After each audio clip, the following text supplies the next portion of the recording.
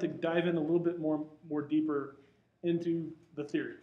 Um, so basically, the first question is, why is this important? Okay. So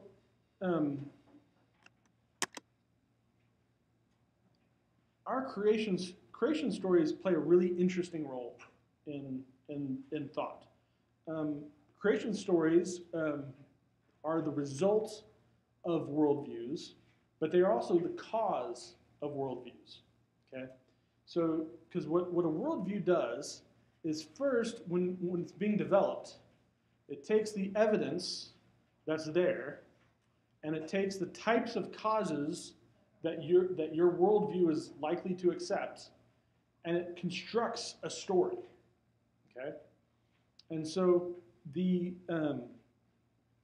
but then once you have the story helps you put new facts and evidences into your mind, and helps you take what's out there and organize it in your thought process. So your creation story is both a result of the worldview and it creates it. So for example, if you come from evolution, you are practiced in taking any piece of fossil that you get and placing it within an evolutionary tree. Okay, so that's a practice that you have. You are not practiced in questioning the evolutionary tree. You're practiced in placing something in the evolutionary tree, and that's true for every worldview. Okay, and I actually did a really interesting study when I was in seminary on the different biologists, their worldviews, and how their worldviews and their biology interacted. And it was just really interesting because it affected the way they viewed the nature of life, the way that they viewed how life changed. Just I did 5 different worldviews and 5 different biologists. It was just really fascinating. But there's a circle there because what you are looking for affects what you will find. And so, it'd be nice to think that we can be really, really objective about things, and we try as hard as we can to be as objective as we can. But at the end of the day, we are always being taught by our worldview, and we know our worldview from our creation story. So it's as I said, the creation story tells us what causes we expect to be in play. So it's important when doing science to know the difference between when science is using data or when science is just representing a worldview. Okay. So for example,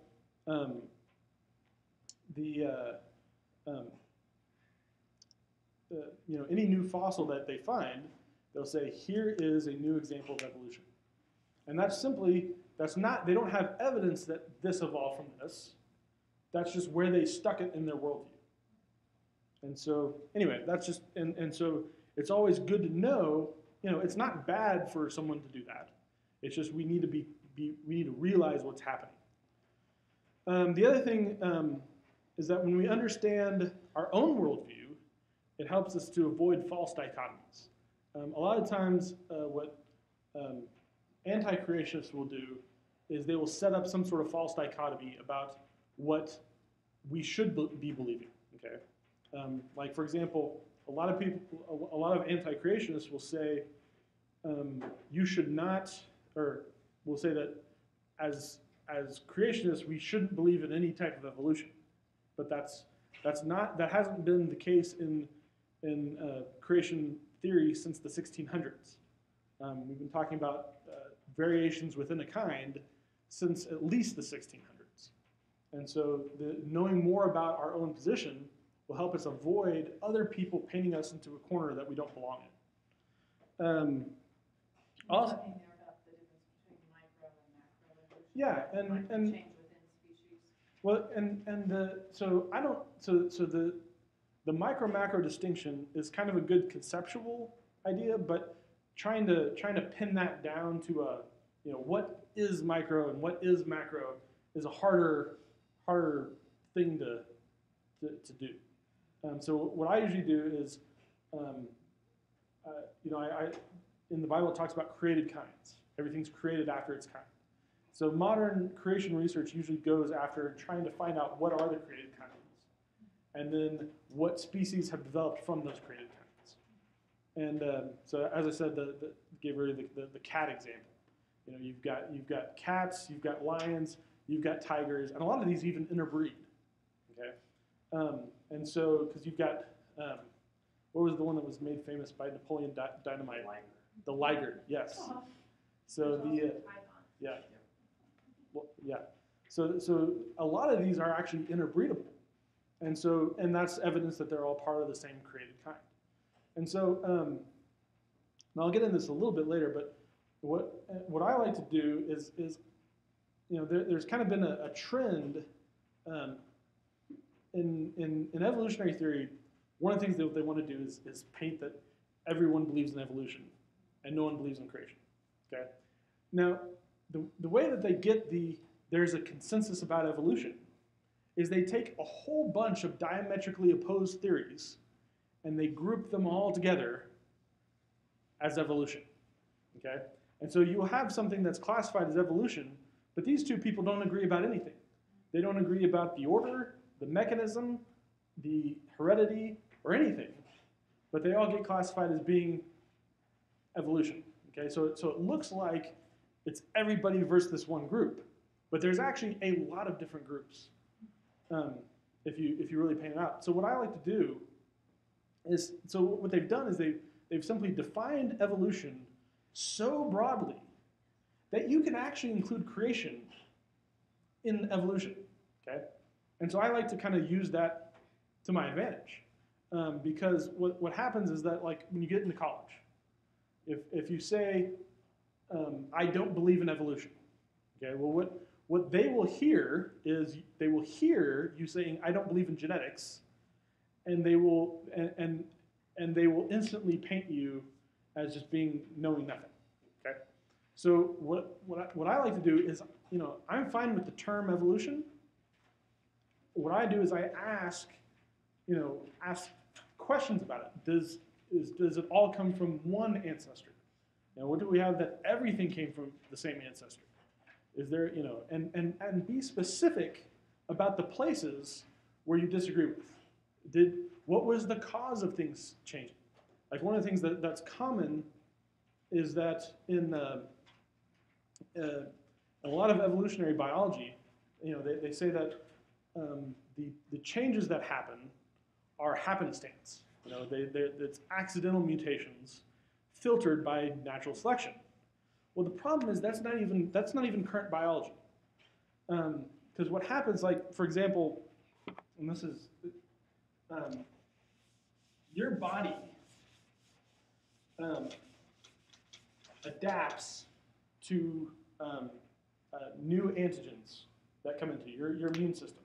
Okay, there's a new bug around, your body will adapt. Okay, the way it does that is so your body is made out of 3 billion base pairs of DNA. Okay, so 3 billion.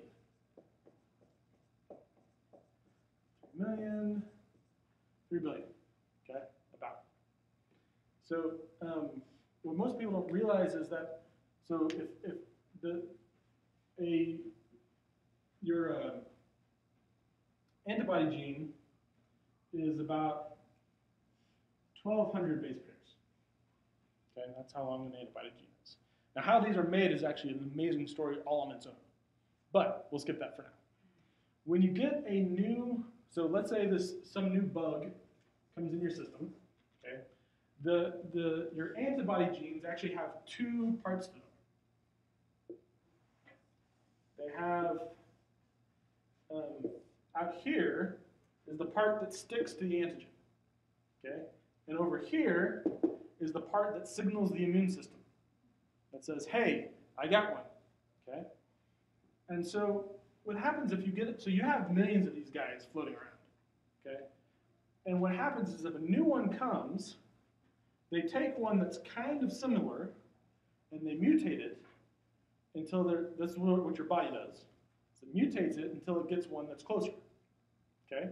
Now they don't mutate the whole thing because you want to keep the signaling mechanism intact. So this part is the only part that you want to mutate because that's the part that sticks. Okay? And that's only about 600 base pairs. And that's exactly where all the mutations go, is right here. So out of 3 billion base pairs, your body picks the right 600 that it wants to mutate. And so, so this is not random mutation. This is highly focused mutation. Now there's some question about these might be random, but that's like 99.9998% designed and 0.0002% random. I'll grant that it's 0.002% random if you'll grant me that it's 99.9998% designed. And so anyway, so there's this whole, and so it's always important when you're listening to biology, because people will just say that, oh look, this happened by mutation. Well, it's important to ask, was this a mutation that was directed, or is it one that's just happened to happen? Okay, and so because this is evidence of design, and the problem with that though is that it usually takes about 10 years from the time they identify a mutation that does something to the time they identify the mechanism that does it. So if they tomorrow come out and say, hey, look, this mutated into that, well, it might not be 10 years from now before we learn, oh, look, there was a mechanism in the cell that guided it to go from there to there. And so anyway, so that's why avoiding false dichotomies, because they'll say, well, you all say that things can't evolve. Well, that's not exactly true. We say that it takes information. Okay? Is the information in the cell, or is it happening by happenstance? And so that's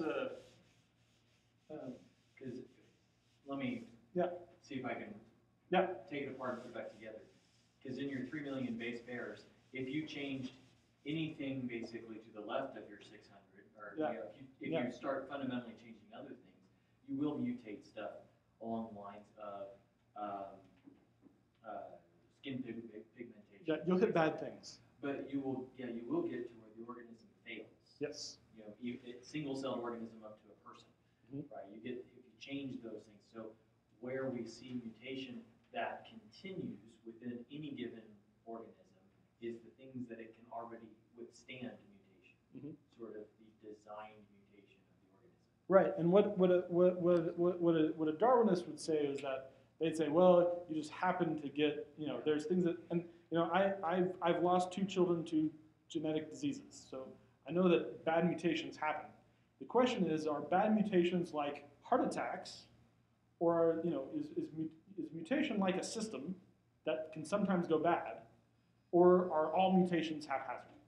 Okay, and so I'm of the opinion that what we're finding out now is that mutation is actually a system. Okay, so because like if you think back to when bacteria were first found, okay, when they found bacteria, they thought all of them were bad. Okay, and one of the reasons for that is because the easiest way to find a bacteria is when it produces illness. That's the best way to identify, isolate, and figure out what a bacteria does is when it causes problems. And the same thing is true of mutations. They are more medically identifiable when they cause problems. They are not as medically identifiable when they do good things, because what we found is that 99% of bacteria are awesome for you. And it just turns out that the ones that we were able to find were the ones that were terrible. And so now we're finding the same thing with mutations, that 99% of them are either neutral or good for you, and it's the 1% that we were able to find that were bad for you. And so there seems to be the cell is constantly changing itself according to parameters that it can tweak. And there's actually a great book, it's kind of technical, called The Implicit Genome. And It's about the different mechanisms the cell has for guiding its own mutation path. So anyway, so I also have a list here of what I call failure scenarios. And these are things that we don't want to happen, okay? So like, and one of them is that if you're not properly trained and you go to college, you can be easily impressed by this professor who has all this knowledge. And then you say, well, he's a smart guy. I'm gonna go with what he says because he's really well studied and he knows what he's talking about. And this is one of the things that can happen, that if you kind of leave this sort of thing out, okay, you can be easily influenced that way. Another one is that if you take too cocky of an attitude, if you just think, oh, evolution's stupid, they're all dumb. Well, later you'll find out that there's actually some really smart evolutionists, and they have some really interesting ideas. And so if you start out just being cocky, what'll happen is that'll quickly turn back on you, and you'll find out that you're the result. You wind up being the butt of the jokes.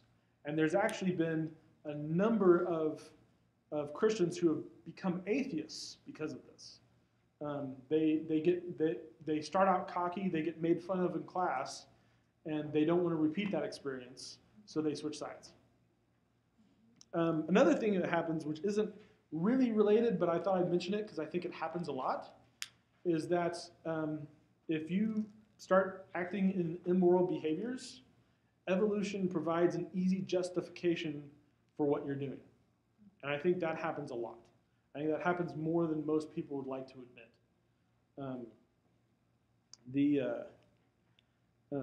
Because evolution makes it easier to justify your own morality. And then also, if you manage to avoid science altogether, well, you've missed out on something big. God has, creation is what God made. Okay? And so I think it's really exciting to look at creation and look at what God made and see what we can learn from what God made. And so if you try to stay away from it, if that's your strategy is to stay away, then you're missing out on something amazing that God's made. So then these worldviews have results. And a lot of our modern social problems stem from worldview and creation story problems. In politics, if we view people as material entities, then manipulation is the best way to achieve politics. Okay? If you view people as tissues, then abortion becomes a lot more viable. If, like natural selection, you view exercise of power for personal benefit as being an inherent good, then predatory economics becomes another inherent good. If you view nature as purposeless, then marriage is an artificial construct. And so gay marriage is just as artificial as true marriage. Those are possible results of having creation and worldview issues, how they play out into society. So now a lot of times when we talk about origins issues, people have a hard time just getting a grasp on it. Okay, so I've kind of listed out 6 major issues that are at play. We oftentimes talk about creation evolution, but there's actually a very rich variety of ideas. And it's important to know at least some of the basic poles that they change on. So one of them is causation. And you have material causes versus immaterial causes. So this is like, neuroscience is a big one here. It's like, is your mind just your brain, or is your mind also a spirit? Okay. So this is, and the spiritual nature of humans might only be one aspect of the spiritual nature of reality. There might be more spiritual things going on in everyday causes than we realize. So, and so there's a variety of points that you can fall on here, but you've got the material side that says everything that happens is the result of stuff bumping into each other, versus immaterial that says that that the spiritual mind is the core. Now, I actually, this is a whole continuum. It's obvious that we're not entirely immaterial. We all get hung up on our fleshly habits. So there's some part of our mind that's more material. And so it's a continuum, and different people will fall in different spots. Then another one is arrival of species. And whether that happens, there's special creation on one side, and then there's universal common descent on the other side. And so, there's people who think that every single species was a creation by God. There are some people who think that we all evolved from a single protoplasm in a pond somewhere. And then I fall probably more right around here, where I think that there are created kinds, but there's a lot of evolution since the kinds. And then you have another idea that's kind of more over here that says symbiosis, that says we can have, that we're basically from common ancestors, but symbiosis provides radical new organisms generating at once. So there's kind of a bunch of different ideas here. Then there's the age of the earth.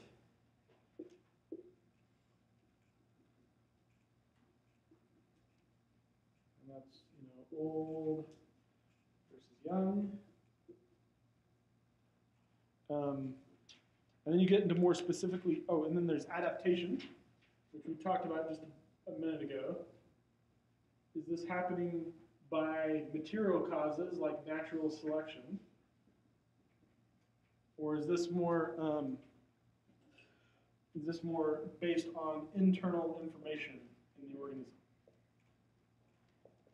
So this is a continuum here.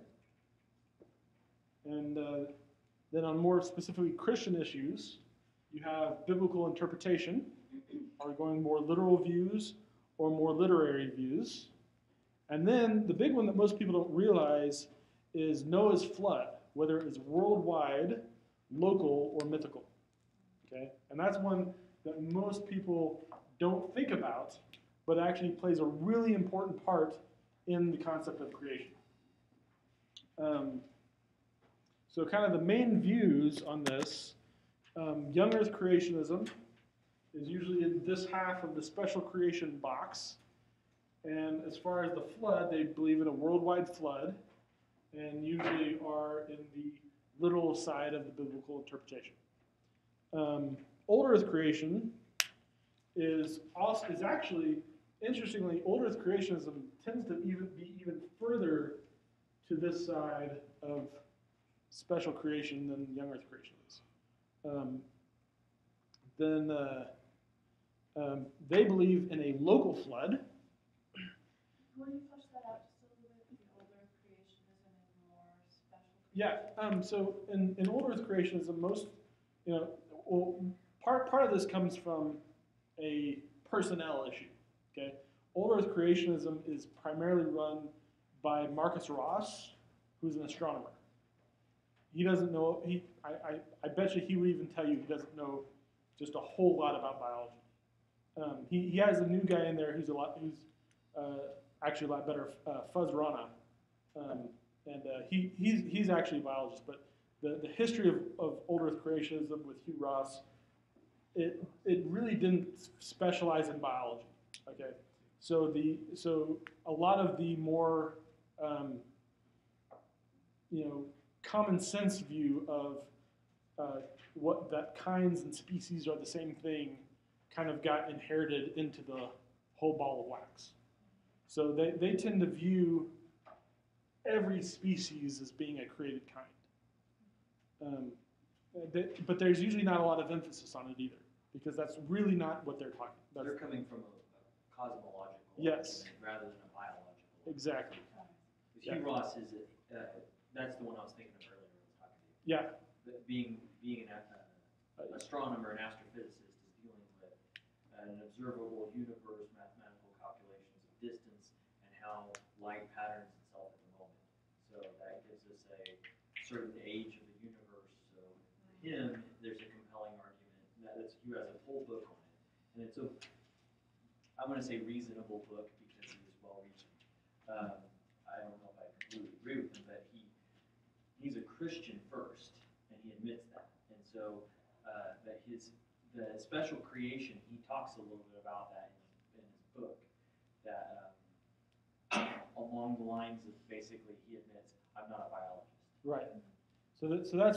But you find in Old Earth creationism, most of them tend to be species are the created kinds, and so they tend even further on this way. And in Young Earth creationism, there's actually a lot of biologists, and so they've looked really hard at the way that that the fossils look through the Cenozoic fossil record. They've looked at the way that organisms change, the way that organisms relate to each other. They look at, they make these charts of everything that we know that interbreeds with each other. So they really focus on biology. So that's what brings them generally here. So for example, Kurt Wise is one guy, and he has his method for determining created kinds, which is really interesting. He looks at biology starting from the end of the flood and finds out what groups of organisms are present immediately after the flood, and uses that as an estimation of what the created kinds were. Because the fossil record at that point is actually pretty well represented. And so you can say, well, these are the organisms that we believe were there at the time. And so everything else came from those. Another way is, as I said, making the charts of what interbreeds with what. And a lot of these kind of converge on generally the kind as a kind of a first pass proximity is that the family level of biology. So you've got kingdom, phylum. Well, family is usually where most people put the created kind as a first pass guess. There's differences, and there's not always agreement, but generally this is a good starting guess.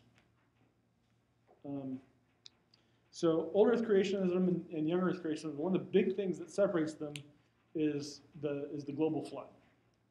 It's whether or not the flood was global. Because, as I said, if you look at the Earth, you've got the geologic column, right? And now it's not, you don't have the same column on all locations of the Earth. Okay, you've got different parts of it in different places. Okay, so if you were looking for a small, I mean, if you think about this, if you were an Old Earth creationist, most of these layers represent about a year or something like that, some single cycle. Okay, so if you were looking for a global flood, you would be looking for some small layer to be across the whole world up in the top. Okay, so if you have so this is the layers you would expect. These are all millions of years ago, and down here you've got millions of years ago. So somewhere up here, we're looking for a very thin layer that goes all the way around the world, and that's not there. Okay, now from a Young Earth creation standpoint, this whole set of rocks represents a single event. So this is a layer that goes all the way around the world. And so, in fact, you have you kind of have, this is especially visible if you look at Grand Canyon, which I think, yeah, if you look at the slide, I think I also have this in the other talk, the what's the flood got to do with it slide. You've got the picture of the Grand Canyon to the left, and you'll notice, so what's really interesting is that the biggest noticeable, it's called an unconformity, where two rock layers kind of overlap in a very obvious way. So the biggest thing, this is called the Great Unconformity. It's a worldwide layer, and it's the start of fossils. Okay, and so that and the rocks that are underneath it are not sedimentary rocks; they're crystalline rocks. So something had to be powerful enough to flatten crystal rocks and then dump sediment on it, where you have the first signs of life. Okay, that's the Great Unconformity. So in the evolutionary idea, that's where life first evolved, or at least where multicellular life first evolved. In creation ideas, that's the start of the flood. Okay, so then you have layers after layers after layers. You can see this. What's amazing, if you go into western Oklahoma, you see these plateaus, right? And so if you look, you can you can just look and find a colored line, there's a couple of white lines, and you can trace that line for miles, right? This is a flat line that, and think about this. This is the Grand Canyon. This whole area has been eroded, right? So all this is a giant ditch, okay? Now, if you think about it, if this was millions of years, you'd expect to have generated ditches and filled them in, and generate ditches and fill them in, and generate ditches and fill them in, okay? But instead what you have is you have these super flat microscopic layers that stretch for miles, okay? So that means that it's like, where is the erosion for 500 million years? You have this whole pile of rocks, and where's the erosion? Nothing, no big Grand Canyons were made in that period, apparently. And so anyway, so these are the flood rocks, and then actually, so the top of the Grand Canyon doesn't get into modern rocks.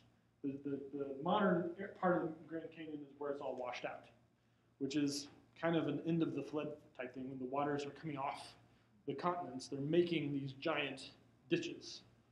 Okay, and that's also, again, when you look at these plateaus, the reason why you have plateaus is because all of that actually used to be filled in with dirt. Okay, so if you look, you go into western Oklahoma, you see these plateaus that are really, really high, but there's just one, and they're each a mile away from each other. Okay, just these. Some of them are bigger, some of them are just little. Well, the reason why they're all the same height is because it used to be completely filled in with dirt. Okay, and so something washed that away. And so I believe in older theory it was glacial movement, which I have trouble seeing that leaving isolated little patches.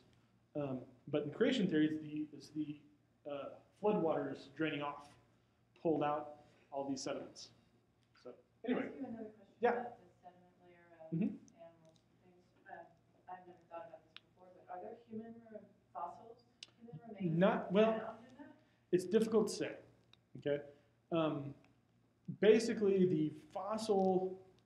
So based on the biblical reproduction rate, there would only have been a couple million humans alive at the time of the flood. Okay, so that's a pretty small number. Now, there's been some reports that people have found people in these layers, but there's quite a bit of, a lot of people who say that those are not credible reports. I have no idea. I never thought about it before, but it seems like Yeah. it should be at least in concentrated. Yeah, there's been people who have, there's been claims of finding skulls in coal beds, which would be down here. But usually there's, it's unclear if those were credible claims. And then also another thing that happens is that a lot of paleontologists will throw away the animals they're not interested in. And it's recently come out that mammals are actually buried a lot further down than are usually given credit for. And the reason is, and this is what the evolutionists themselves say, is that it's like I grew up to be a paleontologist. I love dinosaurs, and that's what I want to find. It's like I can only devote so much of my life to doing this, so I've been throwing out the mammals because I just don't care. And so it's always hard to tell what's in the discard bucket, And there's actually been, I hate to throw things up to, people behaving illegitimately, but there's been many instances in evolution where data has been manipulated or something to, there's a whole series of supposed man intermediates that were just made up. And I don't know how widespread that practice is. I hope it's not very widespread. I don't know. So I can tell you that as far as textbook geology, there have not been any humans found in the lower layers. I don't know if it goes beyond that. So. What would you say about let's call them hominids, the Australopithecus? Yeah. So interesting. So a friend of mine actually gave me a very interesting way to have a pretty good idea of what's human and what's not. And now Australopithecus, they basically overlap humans anyway. So it's not really a deeper strata, especially if you go by footprints and whatnot. Human footprints go as far back as most of those apes. But you can usually tell human versus non-human based on the nose, because humans have a bridge to their nose. And he calls this the oculus test. And if you can put glasses on the fossil and they don't fall off, it's probably human. So anyway, and that's kind of, if you look at creation from a typological view that says that there are things that identify us as human, then that's one of the things that identify us as human, is having the nose bridge. So there's different views to what you should do to identify a created kind. Some people want to use statistics. I don't really like statistics because you can make them say just about anything you want. I prefer the more typological views that say humans have these kinds of traits. But anyway, there's disagreement there even in creation science. So then I want to talk a little bit about the science of creation.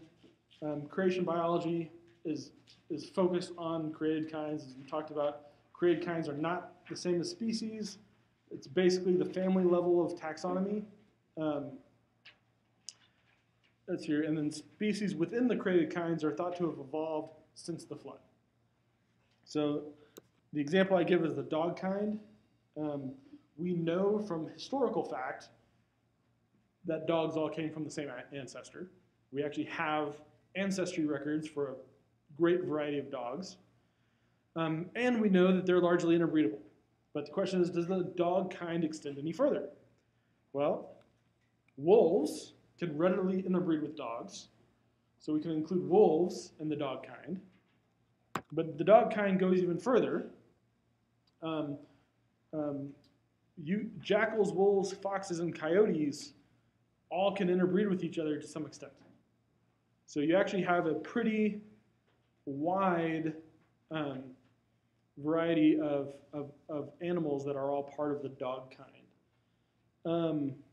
So creation also looks at the closest animals that are not in the same kind.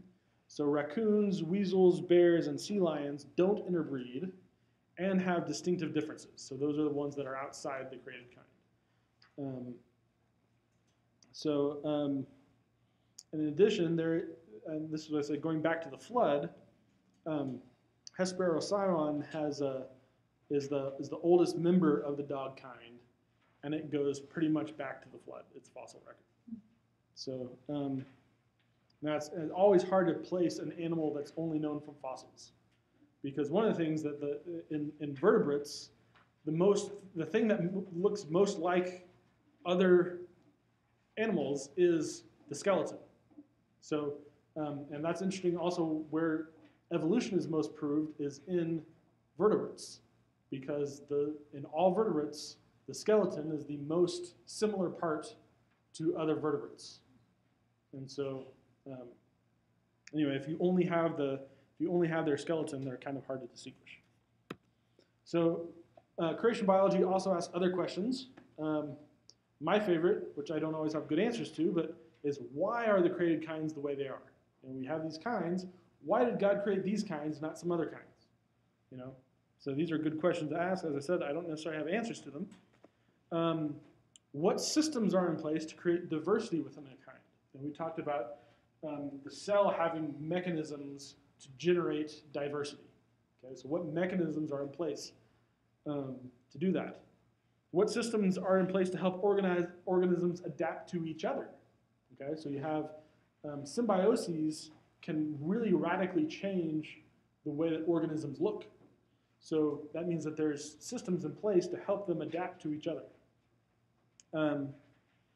Which features are evolvable, which features are not. Another thing, if you remember, Adam named the animals. So what are the features that God's made to make them recognizable to us? There's actually a great book. I think it's called. I want to say it's Naming Nature, which it's an evolutionist view, but it's amazing how much it sounds like creation, because it talks about there's actually a specific part of your brain that's geared towards identifying organisms as being classified together. And you actually wind up with physical problems if you're not able to do this. You wind up with physical, emotional, and mental problems if you lack the ability to distinguish the kinds. So you're not able to see everything that God's put there for us to see. So anyway, and then also creation biology can at least opens the door to examine non-physical aspects of organisms, especially humans. So then there's this other beast that kind of everyone has trouble knowing what to do with, and that's intelligent design. Okay? And so, what makes intelligent design different, what you find in science is that you can do amazing things if you make your questions smaller. Okay? I think it was George Carver talked about a conversation that he had in his prayer time with God. It's like, he asked God, why'd you make the world? And God's like, well, that's too much for you. It's like, well, why'd you make humans? Like, that's too much for you. Like, well, why'd you make the peanut? He's like, okay, why don't you go find that out? Okay, and so by making the questions smaller, you're able to make more progress. Okay, and this is true all across sciences. Is that as you make the questions smaller and more specific, you can get better and better answers. And so intelligent design, the mistake most people make is trying to make it bigger than it is. Okay? Intelligent design is not a complete view of origins. It asks the question, what are the requirements, what are the causal requirements for certain things to come into being? Okay? So, for example, if I have a computer program, okay, I'm a computer programmer. I know that computer programs require a programmer. Okay? I don't know, if you show me a program, I can't tell you if the guy who programmed that was sitting on his head while he did it. I can't tell you if he was doing it from his living room. I can't tell you if he programmed it from the Starship Enterprise.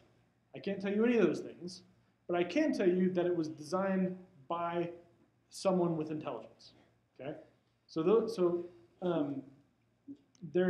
what intelligent design does is it removes a lot of the different questions and focuses on just one. and that is causation. And so the main idea of intelligent design is to look at features in biology that are the result of purposeful action rather than accident. Okay? There was a video I was watching, it was a nature documentary, and these scientists were doing live, it was live at the time of filming, biopsy of a giraffe. And they were carving this giraffe up, but they had these specialists there who knew all about giraffe anatomy. And they were talking about all these things. And this one guy was talking, and he was discussing about the unique functions of the muscles that surround the veins within the neck of the giraffe, and how normally the heart would have to be this enormous sized organ to pump the density of blood up to the brain for the giraffe to continue to live as it bends down and comes back up. Right. You know, it would constantly be passing out and all stuff, but it's got all these little constrictor muscles in the middle. And he says, you know, so it was designed to be able to stop the flow of blood. I don't really mean design, but I mean that. And he just tripped over himself because he kind of realized, oh, it was evident there, but I'll have to ignore that from now on. Right. Yeah. No, it's So, and that's what intelligent design does. It looks at what gives evidence of having been designed by a purpose. Now, being designed by a purpose is not necessarily the same thing as not evolved. Okay. And so this is one thing within intelligent design, you have theistic evolutionists, you have old Earth creationists, you have young Earth creationists. All of these people, you could find some of them in the intelligent design camp. So one thing, a lot of people are confused on how you can have evolution within intelligent design. Okay, and so the example that I give is imagine your computer. All right, let's say it's got Windows on it. Okay, well let's say you got it from the factory without anything on it. Okay, it's a blank computer. You need to install Windows.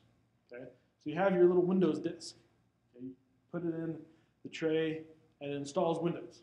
Okay, well at the end of that installation, your computer doesn't have one program on it. Your computer has thousands of programs on it. Okay, but the installer is one program. Okay, so you have these thousands of programs that descended from the one program. Okay, now they didn't descend by natural selection. They didn't descend by accident. You had the information there. But you can have, so that's how there are a lot of evolutionists in intelligent design, is they just say the information was there at the beginning to do it all. They just think that that's where the information was packaged, as opposed to being a creationist like myself, thinks that God put in several different things at the same time. The evolutionist who's in intelligent design thinks that God put it all in the original program. The original program had enough information in it to make life as we see it today. Even if God started with a single strand of DNA, or RNA for that matter, to start there, there's enough information there to begin the life process. And so it kind of depends on who you're talking to, but some of them would think that God made, because like the amoeba, for example, can hold 100 times, I think it's 100 times more DNA than humans. Okay, that's a single-celled organism. Okay, so there's not really a maximal limit that a cell can hold for DNA. So at least in theoretical terms, there could be enough DNA for the whole of life in a single-celled organism. So anyways, that's, or other people like Michael Behe thinks that in the Big Bang, that it was very carefully orchestrated so that things would, you'd have, he thinks that evolution happened by, random mutations, but that were designed by the configuration of the Big Bang at the beginning. So anyway, so the important point with intelligent design is not where and when did the information come in, but just that it requires information. If you say that X requires information or requires design, you're not necessarily saying when or where that came from. I can't tell you looking at a program when and where it came from, but I can tell you features about the design. And so that's what it does. It kind of it makes the question smaller, but also more powerful.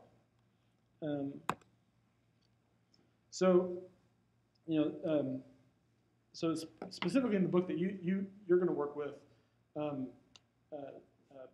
forgot what the title. Defeating Darwinism by Opening Minds. Okay, so and it's important to distinguish Darwinian evolution from other kinds of evolution. Okay, and so Darwinian evolution is focused on universal common ancestry and only material causes, and that mutations were happenstance and filtered by natural selection. So basically, the goal of Darwinian evolution is to provide a creation story without a creator. Okay. Now, Philip Johnson, in Defeating Darwinism, his main goal is he's not really interested in exactly what you believe. His goal is kind of the way you believe. So, for example, the question is, does God make a difference in life? Okay. Did he make a difference in life? So, if you spend your life focused on making sure that you come up with if you spend your life studying Darwinian evolution that only has material causes, you are going to accustom yourself to only ascribing material causes to anything. And so that habit is going to stay with you as you go on and look at modern life. Okay? And so the question is, did God have, if you took God out of the picture, in whatever your view of origins are, if you took God out of the picture, would anything change? Okay? And so the problem with Darwinian evolution is that if you took God out of the picture, it doesn't really change the picture. With intelligent design, even if you thought that God put the information in at the very beginning in the Big Bang, if you took out God, you wouldn't have the information in the Big Bang. And so none of the rest of it would have happened. Okay? If you're in special creation, if you took God out of it, you would not have the creation of life. And so the question is that if you removed God from your story, would there be any difference? And so Philip Johnson's goal is to make sure that you're aware of what you're doing with your mind. You know, are you allowing a place for God to be working in history, in natural history? So then I put in kind of a bunch of random points to consider. So we need to teach our kids to love science. Science is the study of the things that God made. So, and thinking of God's thoughts out of him. As I said before, we need to consider carefully the opinions of people we disagree with and separate out the true from the assumed. And the other thing is to find out the details of God's created order. One thing that I don't like is a lot of times in the creation movement, there's an over-focus on being anti-evolution. Okay? I actually don't like Darwin enough to think about him all the time. I'd rather think about God. And so I like to think about creation and what God's done and what I can learn from it, not just, it wasn't Darwin. It's true, it's important, but that's not the pinnacle of knowledge. That's most the beginning point. And so I like to get kids excited about what God's done and what God's made, so that they can study him further. Another thing is that when you look at worldviews, a lot of people try to start at the beginning and work forwards. Another effective method is to start at the end and work backwards. If you think about us, right? A lot of times people think origins about what happened a long time ago. But if you think about us, all right, we have consciousness, we have a mind, we have rational thoughts. Okay? So the question is, what sort of causes are required to get consciousness? You know, you can't just put physics together and get consciousness at the end. So that means that our origins require something that has consciousness to impart that on us. Okay? So what I like to ask people is, how many people think that they have a soul? Okay, well, if you think that you have a soul, where did it come from? Okay, so if you think that, even if you agree with the entirety of the evolutionary story, but you believe that we have a soul, and you think that the soul actually does something, the secular world will call you a creationist, because you are, you are positing something that's outside of evolution, okay, and that's not allowed from the secular perspective. So so I think it's important to look at who we are and use that to work backwards to what was required to bring us about. And then also when you're just talking to people about evolution, is that most of the times when people have really strong cases for two things having evolved from each other, usually those are things that are within the same created kind. So it's like, big deal. Yes, this evolved from that. That's true. They're part of the same created kind. They do that.